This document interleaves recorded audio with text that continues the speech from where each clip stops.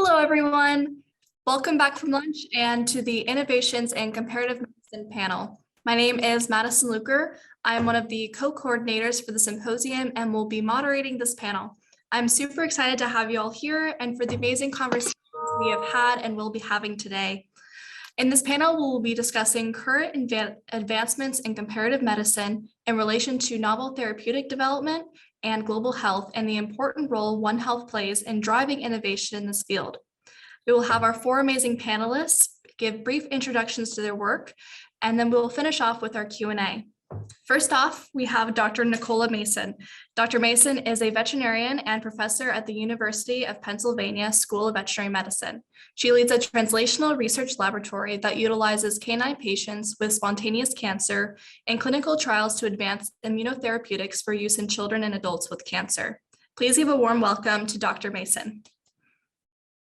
Thanks, Maddie. I'm going to share my screen. I've got a few slides. See if I can do this. Okay, can you see that okay? Yep, super. Okay. First of all, I'd just like to say thank you very much for the invitation. This is fantastic, and I'm really honored to be here today to chat to you and to share the stage, as it were, with this distinguished panel. So I was asked just to give a few words about my background and my work and about some potential barriers to innovation in comparative medicine. So I just put together this sort of composite slide showing you where I came from and where I currently am. So I originated in London. I did my vet degree at the Royal Veterinary College in London here.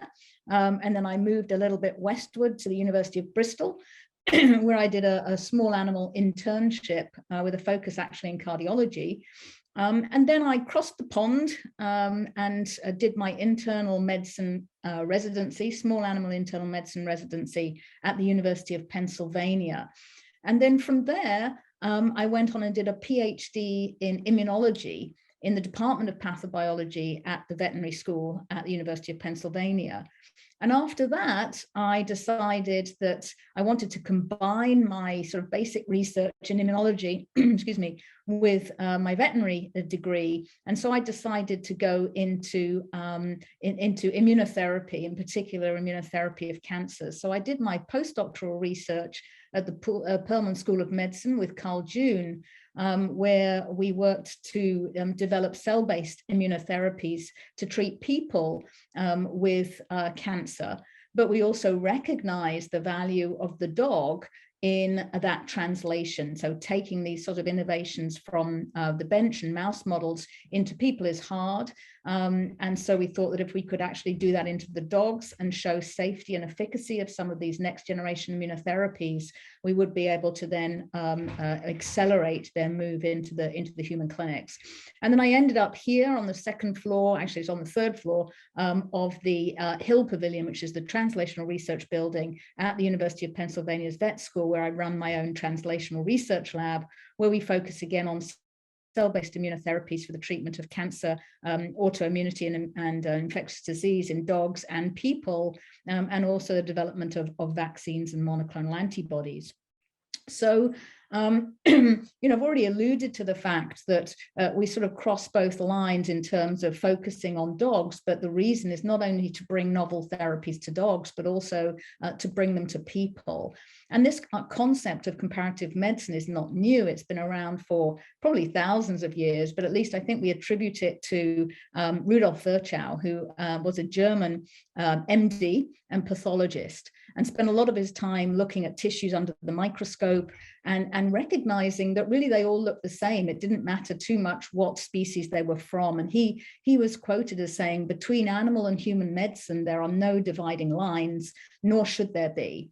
And I think that's really key here. And I'm going to sort of hopefully demonstrate some of that in some of the work that we've been doing with osteosarcoma. So as many of you know, osteosarcoma is an extremely aggressive tumor of bone, and both dogs and humans develop it. Unfortunately, in humans, it tends to be a disease of children in their first or second decade of life.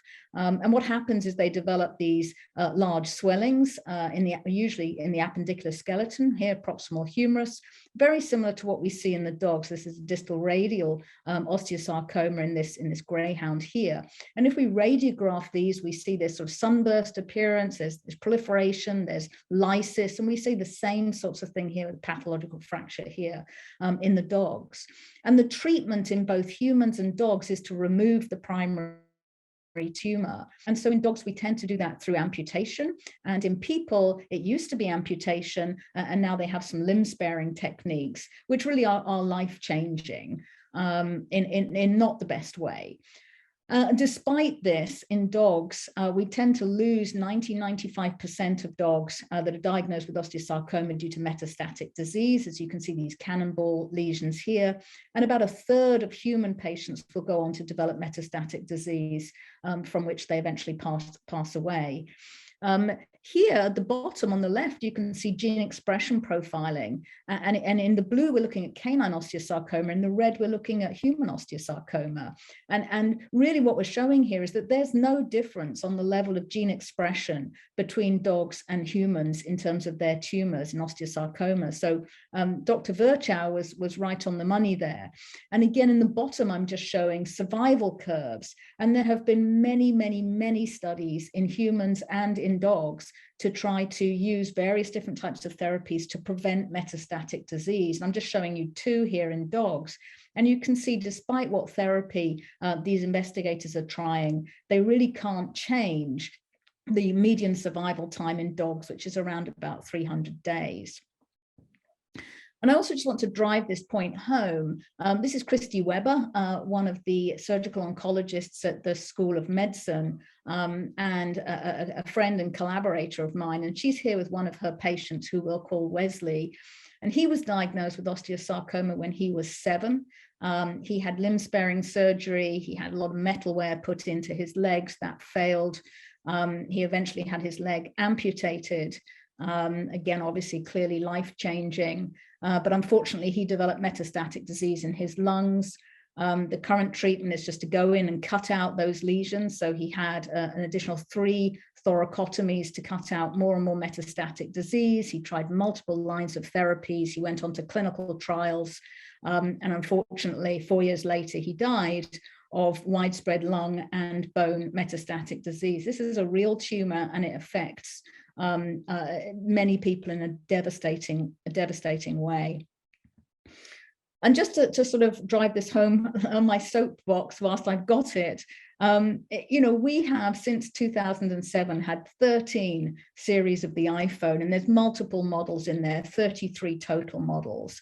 But in fact, the treatment for osteosarcoma for children has not changed in almost 40 years. And it's the same actually with canine osteosarcoma. So it's time for a change.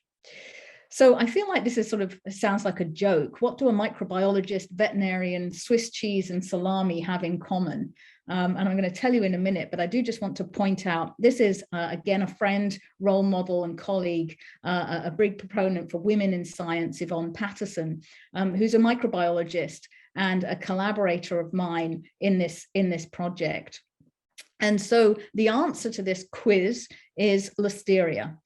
So Listeria, as you probably know, is a foodborne, basically, pathogen. If you've ever had Listeria food poisoning, it's very nasty, lots of vomiting, lots of diarrhea, extremely unpleasant, and people can be extremely sick and die from Listeria. And the reason that you get so sick is because Listeria is really good at stimulating an immune response. And so Yvonne, as a microbiologist, was looking at Listeria and realized that Listeria is a potent immune stimulant, and you could genetically modify Listeria and basically get it to carry a tumor antigen with it, and then use the natural properties of Listeria, which is its tendency to go to antigen-presenting cells like dendritic cells, infect those cells, and actually deliver the tumor antigen into the antigen-presenting cell, and basically initiate a potent immune response against that tumor antigen. And so we got together, a microbiologist and a veterinarian, and said, well, could this actually work to prevent metastatic disease? And she had very promising data in mice, but of course that's a model. And so we wanted to look at dogs as actual patients. And so this is what we did. And we did a small phase 1 clinical trial, taking dogs, diagnosing them with osteosarcoma, undergoing standard of care amputation chemotherapy, and then vaccinating these dogs 3 times with this genetically modified, highly attenuated Listeria, and then following them up afterwards to see if they were going to develop metastatic disease, which usually happens within about 300 days. And this is some of the team here of patients that were on this, and an additional trial as well. And I'm very grateful to the patients and the owners for being involved in that trial. And what we saw is that with vaccination, we could actually prolong the survival of these patients and the disease-free interval. And this difference is quite dramatic. It's statistically significant. And you can see down here in terms of survival in our vaccinated group, it was much better than a historical group and published retrospective studies. And so from there, we went on with the help of our friends at NCI and the Comparative Oncology Trials Consortium to perform a national study at 11 different trial sites shown here in the green, to evaluate this vaccine on a larger scale with 80 dogs enrolled rather than just 18. And that trial has just been completed this month, and we're now analyzing that data. But I know I'm running out of time, so I just want to sort of point out that this is one of many collaborations that I and others at Penn Vet have with basic scientists and translational research scientists at Penn Med and also beyond. And I think this is key to us promoting comparative medicine and making advances. And so in my last slide, barriers to advancement and innovation, I think, and we can talk about this in the panel, are certainly funding. But I think human nature plays a role in barriers, because we do have a tendency to silo ourselves to areas where we feel comfortable. So I'm very comfortable in the veterinary space, so I'm going to stay in veterinary medicine. But that doesn't help us advance innovation and bring these novel therapies into the clinic to benefit both dogs and people. And I think there are a lack of opportunities to meet unlike-minded people. In other words, people that don't think like you, but think differently. And that's important, because when you bring those groups of people together, that's really where the innovation and advancements are made. And there certainly are barriers in regulations as well. But I want to end on a positive note. As you can see here from this cartoon, one day we will die, Snoopy, yes, but every other day we will live.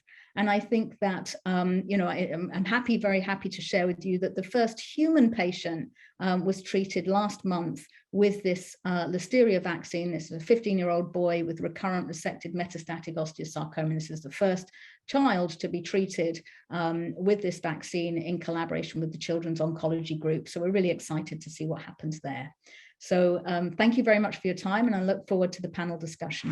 Thank you, Dr. Mason. That was really interesting and very exciting about the progress with the Listeria vaccine.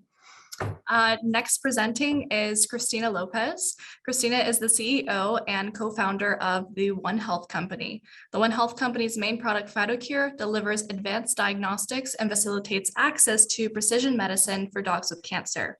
Combining both advances in genomics and AI, Pathogen works with veterinarians to provide more personalized cancer treatments for dogs.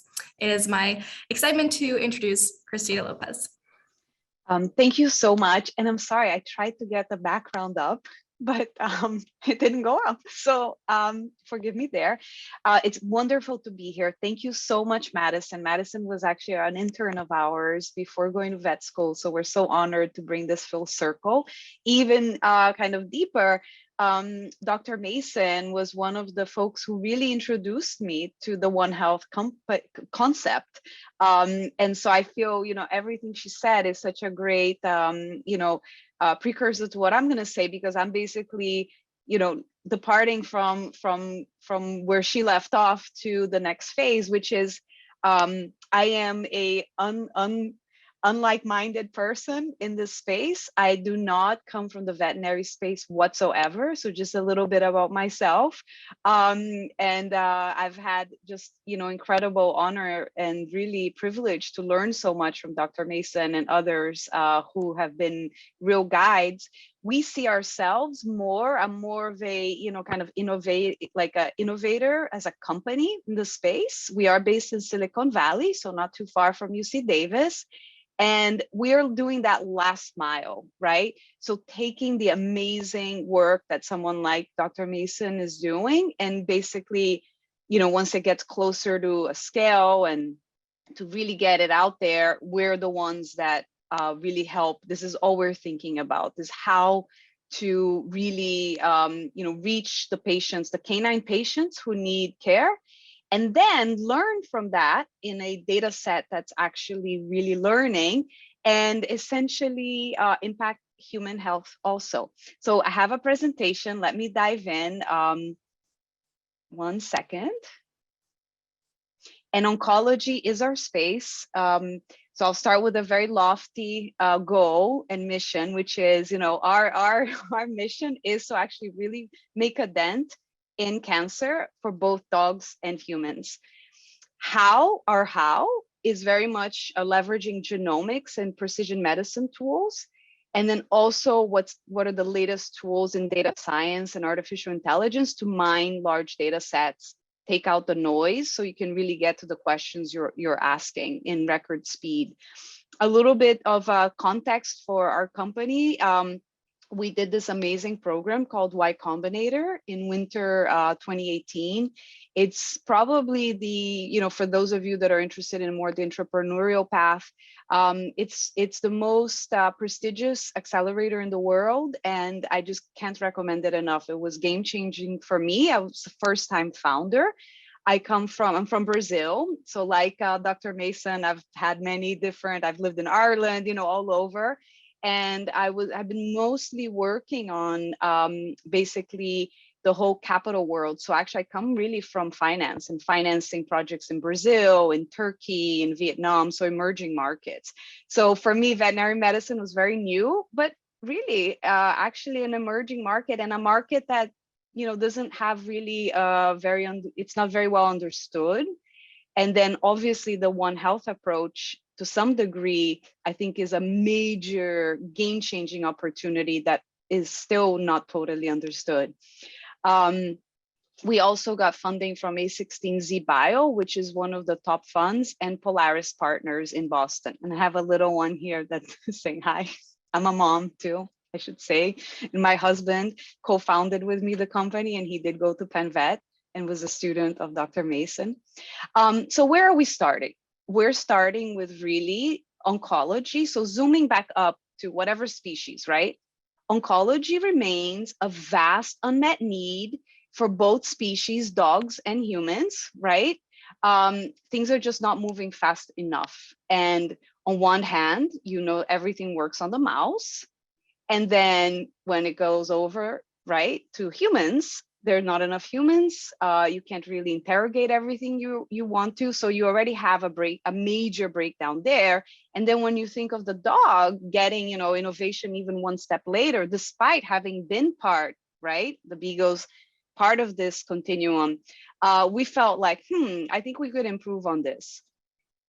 So we reimagined what is a patient entirely, and really thought of the dog as a patient. So meaning in the context of R&D, the dog is thought of as a subject. Now, I know you guys are all at UC Davis Vet School, so of course the dog is a patient. And we, of course, feel that too. But that is not obvious, right? When you're talking the folks really moving the needle in the bio innovations, that is just not obvious, believe it or not. They might even have a dog at home and they didn't really pull it all together. It's astounding, actually. Talk about one of the barriers, and rightly so, Dr. Mason was saying, we need really team-based approaches that bring different people at the table to solve this. As continuing on, basically, canine and human tumors have great overlap. I'll talk a little more about our findings there. And basically at the genetic, molecular, and the clinical journey, there's really great similarities. So we can leverage the dog to understand, to help dogs, but also understand for the other side of the leash, humans. You probably know it's about 6 million dogs diagnosed a year with cancer, very sad. We hear all sorts of numbers, but now doing some bottoms up calculations, I can tell you, I think that's right. And we also observe, very aggressive disease. There's not really standard of care or very clear, in the human world. There's first line treatment, right? There are guidelines. So there's really not any of that, which can open also opportunity. And again, the shared environment is really an opportunity to understand more. And, just the basics, which Dr. Mason covered, which is the disease, essentially is natural, right? So there, this could be a whole hour talk about why that's amazing and why we need to lean in more. So we brought PhytoCure to the market in 2019 as a way to start, basically closing the gap of this unmet need in oncology for both sides of the leash. So basically, PhytoCure is how we enroll patients. We are able to provide a first-in-class precision medicine platform, which I'll get into more. And from there, really very copiously follow each patient, each dog, from diagnosis to death in a way that we're learning all sorts of things about the cancer journey in dogs. And that data set then can potentially help inform on the human side. A little bit more just about how we think of the world, right? Is basically enroll patients, help dogs, build the largest, it's called the real world evidence data set. So it's really the real world evidence, which before was an esoteric term, but with COVID, every data set now is real world evidence, essentially. Even the FDA accepts that to make an approval. But essentially what that is, it's leveraging all the data points that are actually outside of a traditional prospective clinical trial. So the electronic medical records, all sorts of data inputs. And then, with these insights that we generate, we're actually getting intellectual property. And that's really fascinating because some of these associations just have not been done at all. And then we partner with pharma companies also to help, whether it's to accelerate something for canines or again, for humans. And I'll talk to you a little more about that. So in terms of the foundational work that underpins what we do, we have a manuscript coming out with our co-authors at the Broad Institute and the University of Georgia Cancer Center. And this is the largest study of this kind, really looking at the canine tumor genomic landscape and comparing to human genomic landscapes.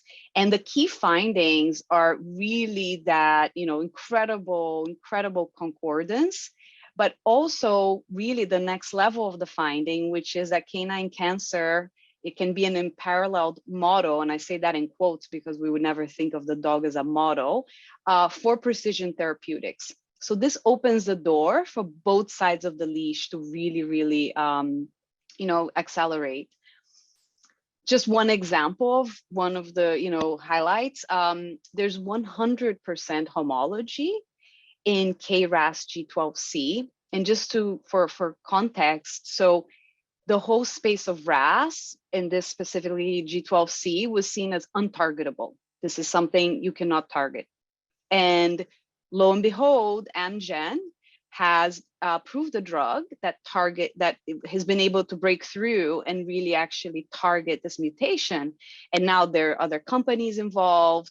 But what's fascinating is that there's 100% homology of G12C between dog and human.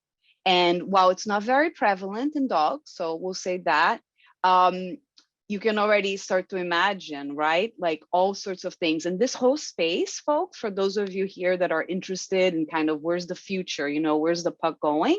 The whole space of RAS is one of the spaces for the next 10 years. So, and this is an area that the dog and human have a lot of homology. So it'd be great to see more innovation. And we essentially, you know, that's just one example. We found similarities all over the place. And many of these had already been mapped. Actually, Dr. Mason had done a lot of work in hemangiosarcoma. But we just did it, you know, in terms of just outside of just all basically we looked at 16 tumor types. And really, you know, again, analyzing about 24,000 humans versus 700 dogs. So just trying to get the big data engine going. And, you know, we really hope that this is inspiring to you all for research, but also to really think of the last mile of care. You know, what can we do with this kind of information to accelerate helping the patients who need it most, whether it's children, you know, adults, or our beloved dogs. A bit more just to give context, as you know, we kind of flower this in deep in the data set of the homology. You can see how PhytoCure really starts to make sense. We launched PhytoCure in 2019, and essentially it was the first precision medicine platform. And we really thought of this end to end. In the human world, usually this means like a test. Like Memorial Sloan Kettering has a test, Foundation Medicine have a test, but they don't really close the loop with actually matching, like themselves enabling the drugs. So for us, we first mapped the tumor DNA, basically with a biopsy. We're already able to, the biopsy is already done because that's the diagnosis. At least that's how we leverage the biopsy. And then we sequence in a CLIA certified lab. I mean, everything just the same as humans, really. Just how we do it, the panel has been appropriated for the dog. Am I over time, Madison? I see you. Okay. I love hearing from you, but yes, we just want to make sure we have enough time for the Q&A at the end. So no problem. And I'm wrapping up because I think you're going to get that this is the main story. And so second, we do a precision medicine report. And then we enable, you know, look, if we see a signal for chemo, that's what will be on the report. If it's on the targeted therapy world, we help enable 11 targeted therapies that have been FDA approved for human, that we have safety and, you know, some real, like, you know, comfort for canines. And in this, right, what we're doing is collecting this entire data set. And so I think with that, that's a lot. I'll stop here and just again, thank you all so much for this wonderful opportunity. Over to you, Madison. Thank you, Christina. It's really exciting to hear more about what PhytoCure is doing. So next up is Dr. Richard Mcelmore. Dr. Mcelmore is a distinguished professor here at UC Davis in the departments of plant sciences, molecular and cellular biology, and medical microbiology and immunology. He's also the founding director of the Genome Center at Davis. His research utilizes molecular, genetic, and evolutionary approaches to plant genomics with a focus on deployment of resistant genes in crop plants to provide more durable disease resistance. He is also a major contributor to providing rapid high throughput testing for SARS-CoV-2 at UC Davis and the UC Davis campus. Please give a warm welcome to Dr. Mcelmore. Thank you very much, Maddie. I'm, again, a very dissimilar person. I'm not a vet. I come, though, from an ag biotech background. And what I'm going to talk to you today is about high throughput testing using for COVID, using technology that we took from the ag biotech sector. Right, so I say much of my last 40 years of career has been studying pandemics, but there have been plant pandemics. Plants get plenty of diseases and they threaten the global food supply on a regular basis. And what we're trying to do is to slow down this cycle. We want to restrict pathogen evolution. So typically what happens is you have a susceptible cultivar, you identify sources of resistance, you breed them in, it's successful, it gets planted widely, that puts a steep selection pressure on the pathogen population, that cultivar becomes susceptible, and you go round and round the cycle. And what we're trying to do is to maximize the evolutionary hurdle to virulence. We want to push this equilibrium over to the right. And in fact, the pathogens of plants. They can be fungi, they can be viruses, and you'll see a lot of the similar types of things happening with animal pathogens, including COVID or SARS-CoV-2. So back in the spring of 2020, it was very obvious that the medical community was struggling to provide adequate testing. And they thought that 300 samples a day was high throughput. I knew from the ag biotech sector, there was technology out there that was capable of generating millions of data points a day, orders of magnitude more. And so we talked to the ag biotech sector, and we ended up purchasing 2 machines. These are LGC IntelliCubes, you can see here. And each of these, and these are qPCR machines, highly automated, and they're actually capable, around a 24-hour cycle, you could get them to do 12,000 samples a day. So between these 2 machines, we could do 24,000 samples a day. And so we became a pop-up lab. We repurposed a lab in the Genome Center at Davis. And if you're interested more about how we do this, there's a YouTube video, take a screenshot, and you can go there. The logistics actually for high throughput screening is very much more in the sample collection. That's logistically and much more labor intensive than running the samples back in the lab. And this shows you our largest collection kiosk. We have several, but we took over 4 basketball courts, and it's all saliva driven. You've got to have it simple. One of the things you learn from the ag biotech sector is keep it simple, keep it fast, keep it cheap. And so you register at the front, you pick up a tube, you spit in the tube, they take it, it goes into a 96 rack. So the testing lab is receiving tubes that are barcoded in a 96 rack. And we've actually got up to 42 spit stations. And we've got a capacity in this one kiosk of over 30,000 a week. The workflow we have back in the lab is very simple. There are only 2 pipetting steps, both of them 96 at a time, both of them using robots. And one of the problems with running saliva is, as you can imagine, its viscosity. And saliva itself doesn't pipette particularly well. But Lutz Floenicke, the core manager, had this bright idea of using papain. Now, papain, you know, as meat tenderizer. And in fact, its natural function is to digest the gut mucosa of insects. And if you add just a little bit of papain, end of viscosity problem. So that's the first pipetting step. And then once we've heat killed it, we heat kill the virus, add papain, heat kill the papain, pipette it into 384 well plates, then we can transfer those plates to the IntelliCube. And this machine here will automatically set up the PCR reaction, and then it runs in microwells, 1.6 microliter microwells in 768 format, qPCR. And then we have we upload the data into the cloud, where there's a fast finder plugin that does the calling for us. Very simple, very fast, and cheap. This has allowed us to run over 1 million tests for campus, the city of Davis, and others. The majority are either the same or next day reporting. And you can go to the Healthy Davis website and you can track the samples. Similarly, for campus, you can look at Campus Ready. So that's sort of the core testing. And we're testing asymptomatic individuals. So the whole community, symptomatic and asymptomatic, basically gets tested. Symptomatic is a different workflow. Now, SARS-CoV-2, like any pathogen, evolves in response to selection. Obviously, the initial selection step was adaptation to the human host. There are plenty of coronaviruses around. Most of them don't do very well. Animal strains don't do well in humans. The Wuhan strain was able to infect and multiply the high titer in humans. Then the next step is there was selection for increased transmissibility.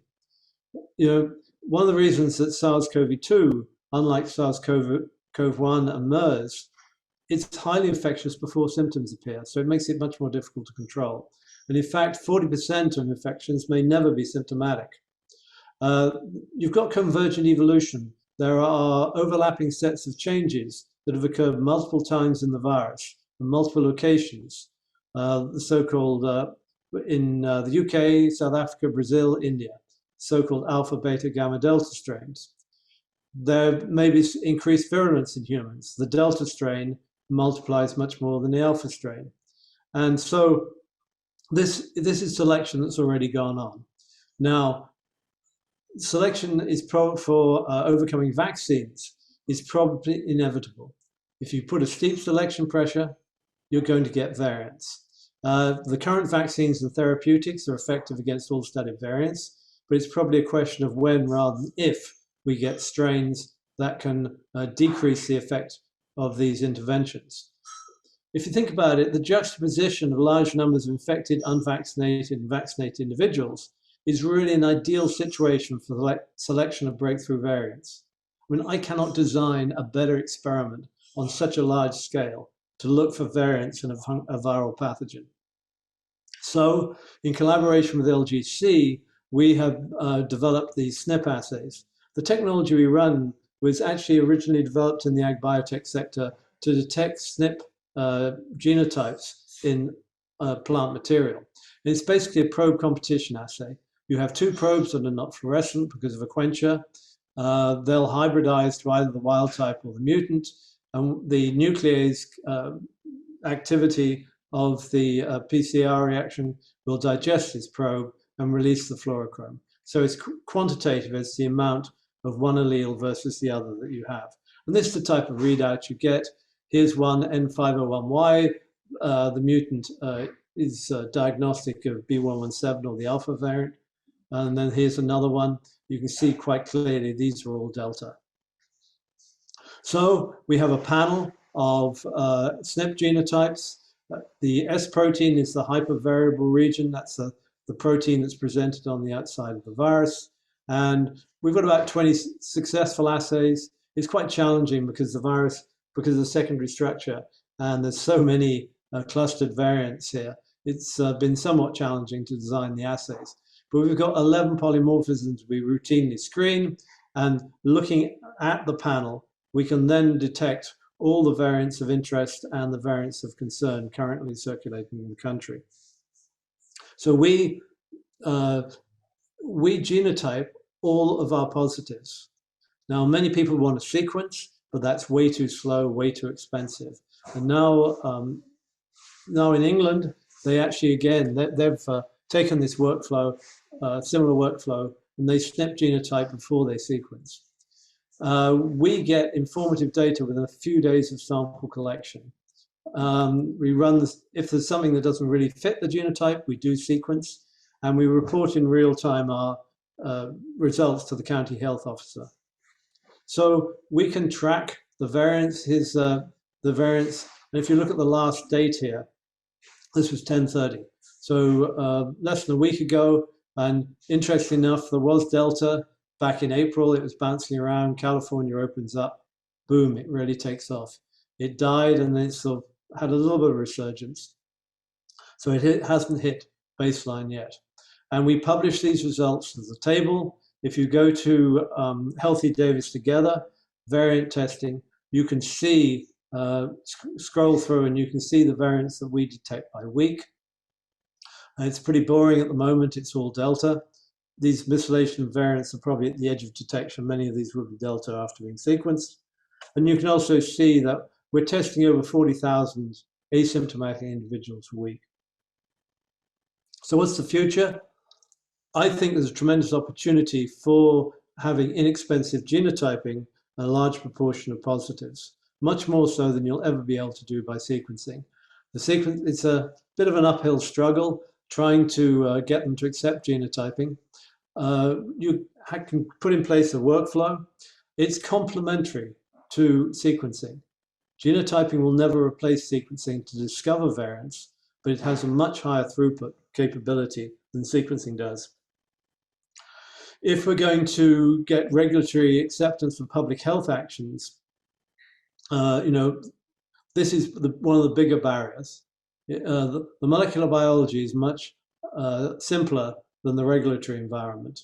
And if there are strains that come along that will overcome therapeutic interventions or vaccines, we could very rapidly diagnose those. But at the moment, there just isn't the infrastructure of even approving such tests. And also, I think we need global monitoring from many countries where routine sequencing is just not feasible. And to this end, we are trying to set up, generate exemplar data sets. We have collaborators in Colombia, in Senegal, in Tanzania, and Cambodia. And what I'm hoping is that we can illustrate the power of this approach. I mean, really, anyone doesn't need to be a qPCR machine.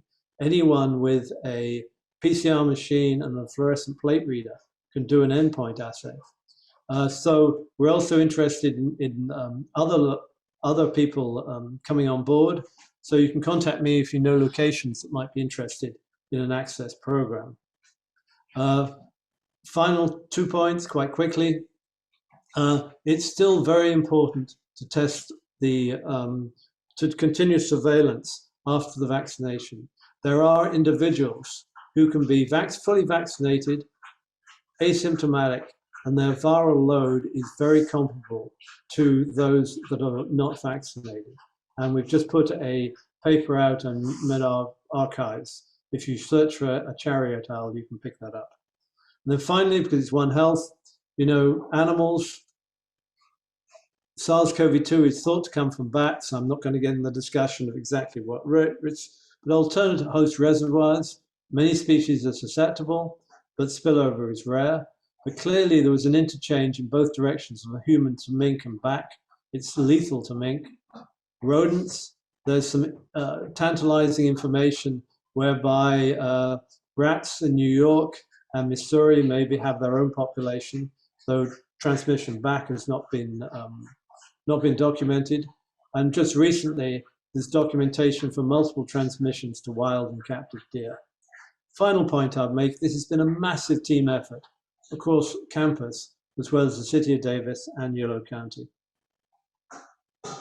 And with that, I will finish. Thank you, Dr. Mcelmore. And then finally, we have our final panelist, Dr. Manu Prakash. Dr. Prakash is a professor in the Department of Bioengineering at Stanford University, a member of the Biophysics program in the School of Medicine and the Center for Innovation and Global Health. He is a faculty fellow of Stanford ChemH and affiliate member of the Woods Institute for the Environment. Dr. Prakash's research is focused on empowering frugal science tools, devices that are low cost, accessible, and appropriate for use in low resource settings. Please give a warm welcome to Dr. Prakash. Thanks, Madison. Thanks for having me. I know this is much more like a rapid fire, so I'm just going to dive into things that I want to share. I'm a faculty at Stanford, and as many other speakers just said, I'm also not trained in the context of veterinary sciences, but I've often thought about the perspective that scientific tools need to be broadly accessible. And once you make solutions broadly available, the amount of creativity that exists around the world and the talent, many of these solutions across get applied in both environmental, animal, and human health, and actually also in education. And what I'll try to tell you just very briefly today is this perspective of frugal science. I'll share a few sets of tools that we've built, but much more so about how to scale ideas. And the emphasis, at least for me, for this short, brief time, I really want you to think about what is this connection between science and society? Who are these tools for? And who are we trying to empower? If COVID has taught us anything, it has taught all the inequalities that have existed in the world, but just has been amplified and really laid bare. This is a picture that someone took in a rural village in India, and I love this photograph, and I'll get back to it. But one of the factors to think about, there is a tool that we developed and we scaled up, which is being used in a classroom. And one of the contexts I often think about is when I'm thinking about science, I'm really thinking about individuals across the world. And when you're thinking about people engaged in science, I want you to just think very broadly. One of the perspectives of the work that we have followed up is after we build and design technologies, how do we globally scale technologies and give them the broadest access that you can imagine? And in the context of One Health, I mean, whether we think about challenges in health, we think about challenges in education, we work quite a lot on diagnostic tools. Many of you probably read the Lancet report that just came out. 47% of the global population still lacks or has little to no access to diagnostics. This is in the era which I could call the golden age of diagnostics that has been propelled with COVID, and still we find the majority of the world population cannot have access. And this is not about developed or developing countries. This is about haves and have-nots.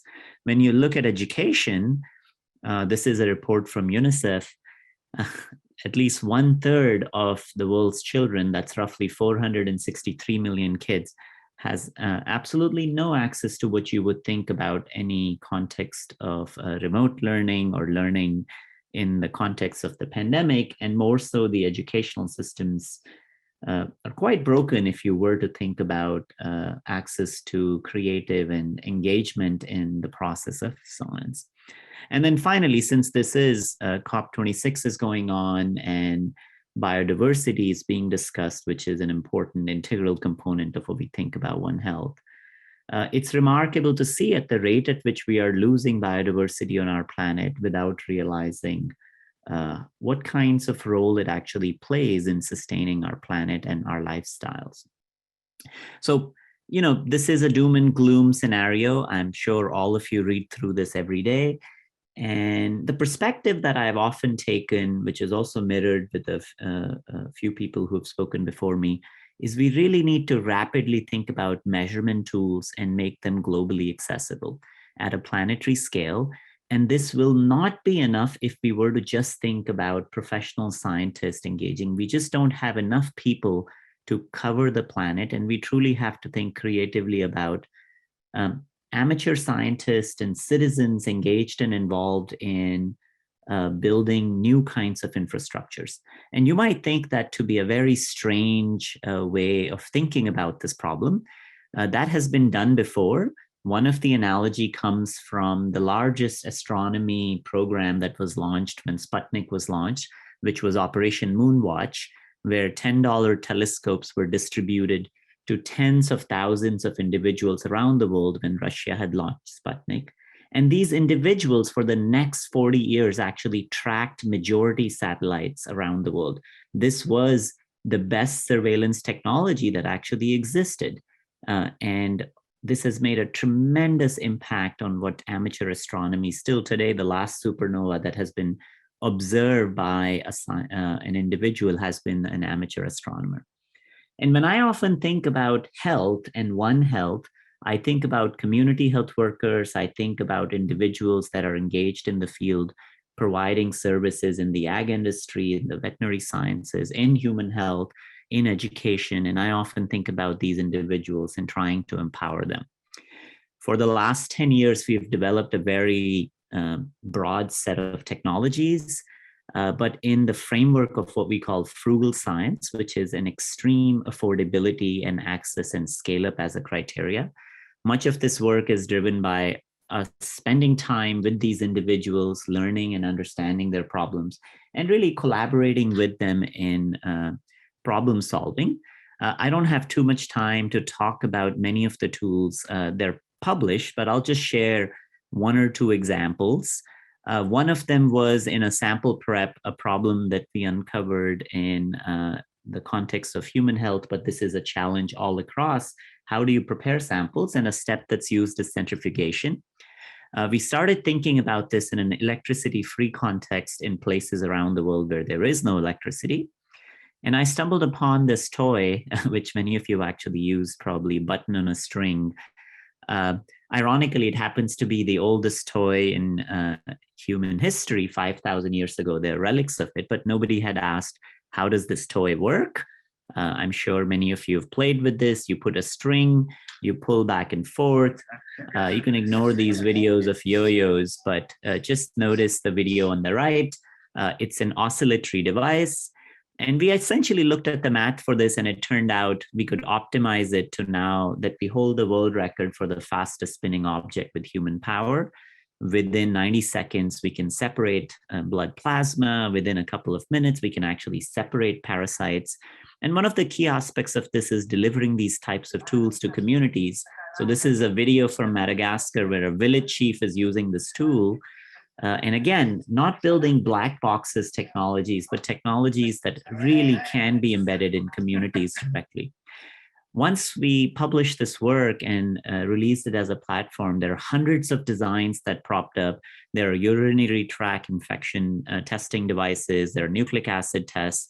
We released a home COVID test based on this called HandyFuge. And one of the factors is really thinking about scale-ups. In the context of surveillance, and especially molecular surveillance of mosquitoes, we've been focused on a new tool we call Vector Chip. This is now published. It's focused on how do we really track mosquitoes and pathogens that they're carrying, and also novel viruses that they might be carrying. What you're watching is essentially fluorescently tagged mosquitoes that are biting on a microscopic chip. These chips pretend to be humans, but you can see these individual salivary droplets that are deposited. We can do a molecular assay. This is an example of Aedes aegypti infected with Zika. And literally, we can count individual viruses in field settings that are deposited in a single bite. So if some of you are excited about single cell seq, this is an analysis like that, but implemented in the context of single bites of mosquitoes. I'm going to skip. There's a lot of work that we have done in diagnostics in the context of molecular diagnostics, which is another tool called SnapDx, if any of you is interested, which is focused on a completely electricity-free molecular assay that essentially an individual can spit, and primarily using saliva, again, a very important lesson from Richard as well, where we've been able to demonstrate that communities around the world can literally do this in their kitchen to really bring molecular assays to our homes. I want to close with Foldscope and a journey associated with what does it take to scale ideas. There are lots of ideas that we have pursued, but one of the factors that I often come back to is how do we truly think about democratizing these tools and passing the ownership to communities? If some of you don't know, we released almost 7 or 8 years ago a microscope that you can build with your own hands using origami from a piece of paper. Literally anybody in the world at this point can get this microscope. It's called Foldscope. You can get it for $1.75. You can image single bacteria in the field. This is just one kind of an example image of the kind of data sets that come out of it. You can use these instruments, either if you happen to have a cell phone or just with your own eye. And when we started building this as a community, one of the key factors was thinking about passing the ownership of technology. So individuals all the way from young individuals to scientists around the world can really build applications on top of this work. And that transfer of ownership taught us, at this point, we are the world's largest microscopy community, 1.6 million users in 158 countries. It's been really remarkable to think about the kinds of applications. So if any of you is interested, you can go to this website, microcosmos.foldscope.com. And in the last 10 minutes, while I'm giving a talk, you might find new applications posted from around the world. We have significantly worked with governments focused on rural communities, especially farming communities. There's roughly around 400 or so papers. And actually, one of the trends that I started seeing was how many applications were starting to be developed and published in the context of veterinary science and agriculture. This, for example, is a tribal community in India being trained on looking at plant pathogens. Here is a sailor out in the world looking at plankton. Here is an individual on Mount Everest. To the very left is fishing communities and tribal communities in the middle of the Amazon. One of the factors that I find fascinating is vector surveillance, a lot of work that we have done in training people in identifying mosquito species. This is work done with traditional fishing communities in Lake Chilliwack. one of the factors that I at least think about in the context of ownership, this is a picture from Iraq, in terms of thinking about bringing science to conflict zones. Often enough, diseases hide in conflict zones. As many of you know, many infectious diseases arise with war and many places when traditional surveillance breaks down. And again, I think one of the things that I want you to think about is change your own perception of who you think a scientist is. And I want to remind you by this picture again, unless we can invest in the budding population, literally half of the world's population has no access to science currently. So if you deeply care about bringing solutions, but build them in an equitable manner, we deeply have to think about individuals that don't look like us, that might not have the kind of privilege or access or education, but bring them in the fold of science. If you leave them outside, we will be forever fighting these misinformation wars, which are actually as deadly as the pandemics themselves. So I'll stop here, and I'm happy to take questions and probably hear from all of you in the context of what it means for the work that you all do. Thank you. Thank you, Dr. Prakash. It's really inspiring hearing how far Full Scope has gone and all of the work that you've done. We are now moving into our Q&A portion. If any of the audience members want to include more questions, all of our panelists, you are free to turn on your cameras. I will start off with some questions that we've already gotten from our chat. I believe this is a question for anybody. It asks, much of disease surveillance and control efforts at the state and local level are funding driven, and funding is often still quite siloed. How do we get funders and governments to change this responsive funding that can result to narrowly defined funding streams that work against a One Health approach?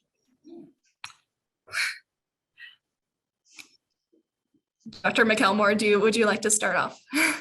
No, I mean, I think that's a very pertinent question. And if we knew the answer, we'd be happier, and we've been very fortunate.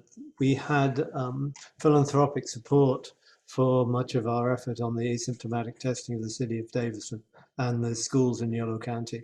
But, that's winding down, and there needs to be federal awareness that the academic communities really stepped up with COVID, but it took a while. And there are discussions going on to see if we could, if we can be held in reserve. I'd love to get back to my day job. But at the same time, I would like to be very happy if, heaven forbid, another pandemic comes along, that we could deploy this. And again, I think the challenge too that Manu was talking about is reaching out globally. We need to solve these pandemics on a global scale, not just in the US or in Europe. Yeah, Dr. Prakash. Yeah, just I think very briefly, this is a tough question, and Richard really said it rightly. I mean, what does One Health mean unless we can't think about the planet as the context? These diseases absolutely don't know any borders. They don't know any borders around species. And unless we think about a broad access to ownership of technologies and people really being able to implement local solutions, we will always be in this almost a reactive phase. I think this was not a surprise to many people who deeply think about pandemics, of how little technology spreads. And I mean, even for some of the worst case scenarios, we have really struggled in being able to make these technologies accessible. And some of that is related to funding.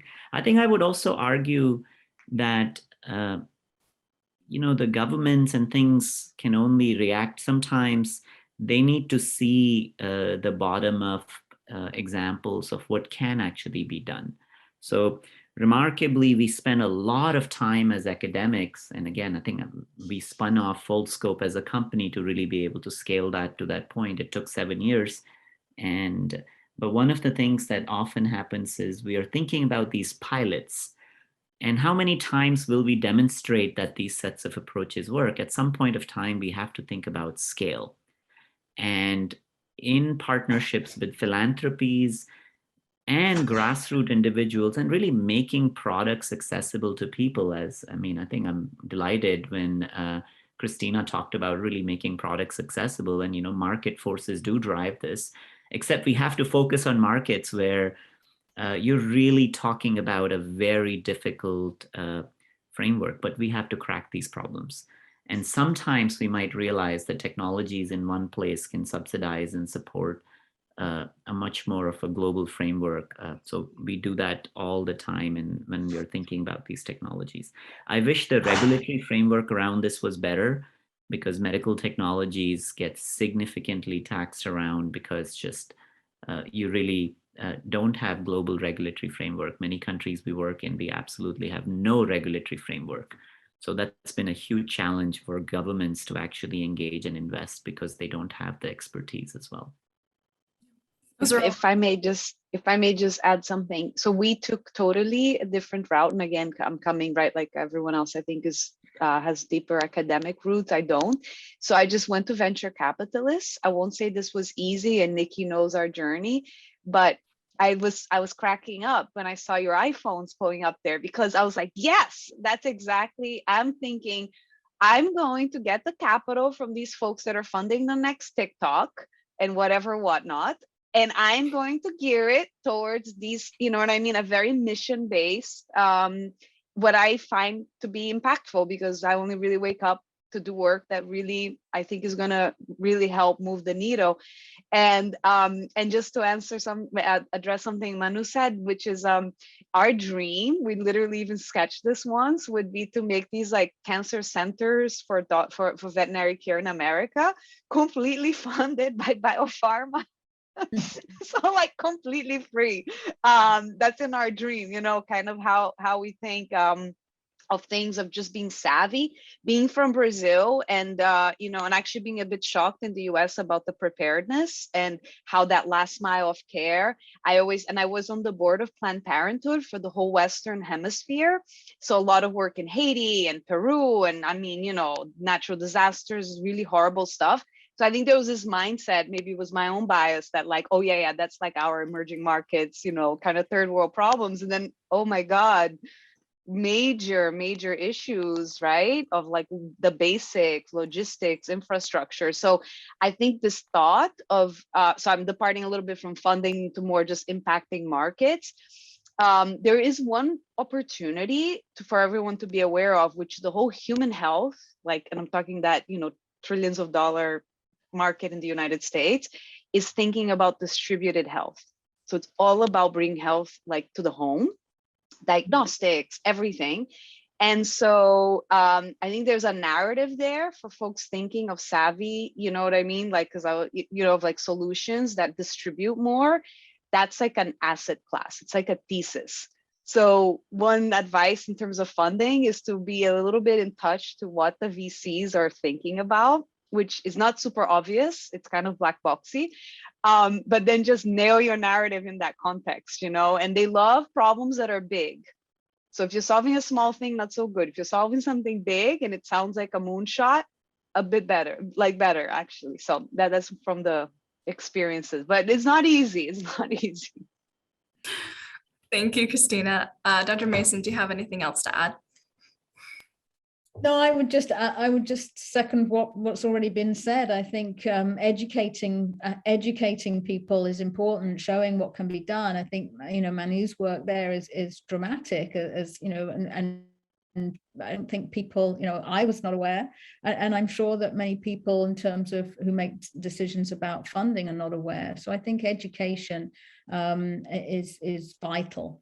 To allow for funding and to make this, bring this to the forefront. And I think COVID has done that to some extent. It's a global problem, and we can't, just sorting out the problem in the US or in Europe is not, it's just not going to work. So I think education. That's great. So another question that we had directed towards Dr. Prakash was, what would you say was the most catalyzing factor in the success of Fuldoscope globally? And how can that same essence be applied to other projects moving forward? Yeah, no, I think I've had enough time, maybe 7-8 years, to reflect on this. And one thing I would say that step one for us was scale. So we put a cost on a device that we wanted to make, that you need to be able to image bacteria anywhere in the world, but it can't cost more than $1 or $2.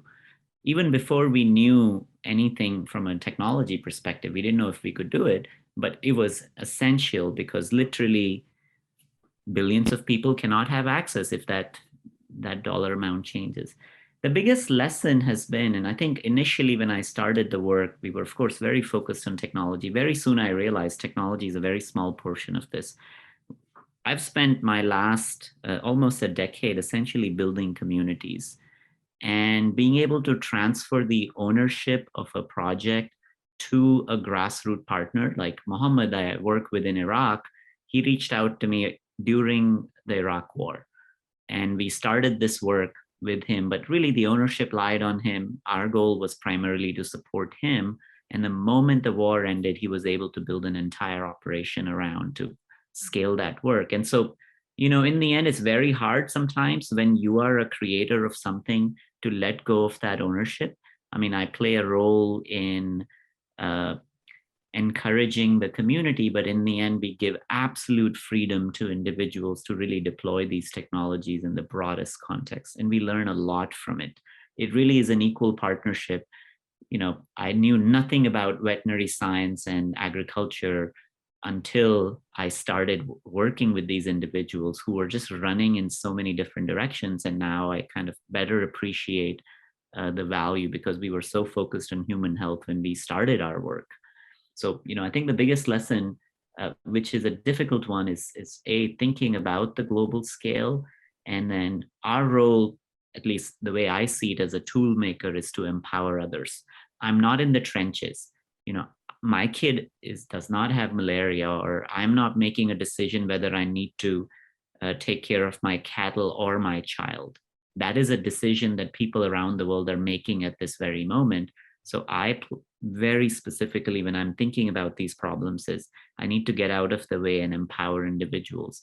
And there is a remarkable multiplier effect in that. You know, just sometimes that's a lesson. No, thank you. I wanted to ask kind of a more general question to all of the panelists, which most of you had touched on. I'll start with Dr. Mason. We were talking about kind of barriers to innovation in the field and how you, I guess, work to overcome those, and like what strategies we can use to inspire innovation in our fields. And I guess tie on to that question, how did you come to be interested in your field and move forward in that way? Yeah. Well, I think a good example of sort of the first part of this question is, you know, people like Bill Gates's Innovation Awards, right? Challenges. And there's a number of people that are starting these types of approaches, right? Challenges to bring solutions to global problems. And so actually, you know, with respect to the Listeria vaccine I was just talking about, you know, how do we get that to global, you know, globally? How do we get that to third world countries and so on?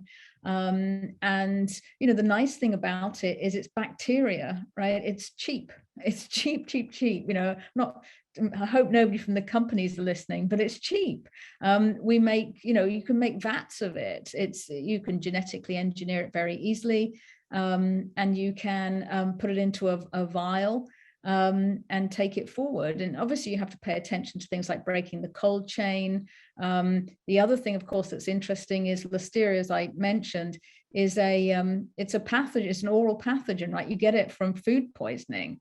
So, you know, innovation to try to deliver that vaccine orally, you know, would be great. You know, we don't need needles and infusions and things. So how do we do that? And so I think things like the Bill Gates Challenge to do things like that, and to, you know, to give money to those groups who are trying to do things like that, you know, where you have a challenge of getting each vaccine less than like 5 cents. You know, that's really the sort of challenge. And I think people step up to that. And so I think that those sorts of incentives are absolutely necessary. For me, I think, you know, on a much sort of smaller level, I just wanted to do things that were going to make an impact in a patient population, so my view was relatively small, right? So 800 osteosarcoma patients a year in terms of humans, 50,000 dogs, a small scale compared to the problems that others have been talking about, but still, I don't want to make an impact in 18 dogs with a vaccine. How do you get this to larger numbers? So I think these are all challenges, in the field, and I think, we are sort of making progress, but thinking about ways to reduce the costs of these types of approaches, universal approaches. Another example is CAR T-cell therapy, right? Individual autologous cell-based therapies. It's just not going to cut it, right? It's not going to make a big deal. Oh, am I being hooked off? I don't know where it's coming from. So now the challenge is, can we make sort of universal CAR T cells, so just have big bags of them and you can give them to anybody, and there's a lot of innovation going on there, but still a lot more to be done. Wow, this was some really great points, Dr. Mason. Thank you. I guess before we go, does anybody else have any points they want to add to that question? I think the only one, if I may, is we knew kind of from the get-go the whole concept, right, of like this translational approach to help move the needle in oncology was going to be a hard one for biopharma to bite. I knew the funding wasn't going to be easy. The one very big surprise that I had was how rigid the, if I may humbly say, some of the veterinary oncology leadership.